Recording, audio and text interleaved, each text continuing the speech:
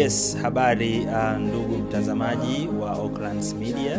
Leo nina neno la kukwambia wewe kijana mpambanaji kwamba hakuna safari ya mafanikio ambayo itakuwa nyepesi kwako. Yaani lazima tu kuna siku utadaiwa na huna fedha ya kulipa hayo madeni.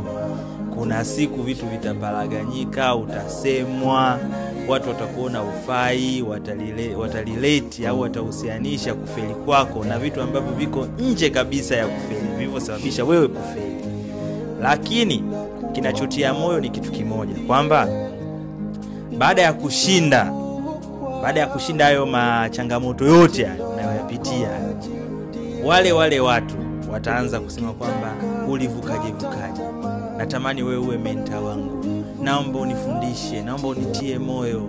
Mimi sielewi itakuwaje. Lakini when you are in, vitu vyote vinapalaganyika na unajiona uko peke yako. Kwa hiyo hicho cha kujifunza ni kwamba haipaswi hata kidogo kufikiria kukata tamaa, kwa sababu wanaokuja kwenye sherehe yako ndio wale watakao kuja kwenye msiba, lakini huwa wanakuja tu na mavazi tofauti.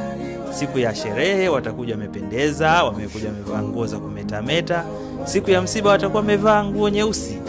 Hiyo ikiwa na maana kwamba watu ni wale. Siku ya kuanguka kwako watakusema vibaya, tulijua, yani ilikuwa ni swala la muda tu. Lakini pia hata siku ukifanikiwa kwenye maisha yako, watasema vile tulijua huyu mtu alikuwa na bidii, alikuwa hakati tamaa, alikuwa ni mtu ambaye anaweza kuhold vitu vikubwa kabisa moyoni mwake. Lakini wewe ndio unayejua.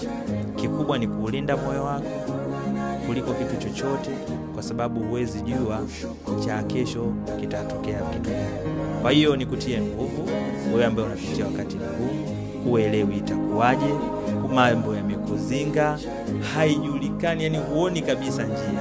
Wewe tambua tu Mungu anaona, lakini linda zaidi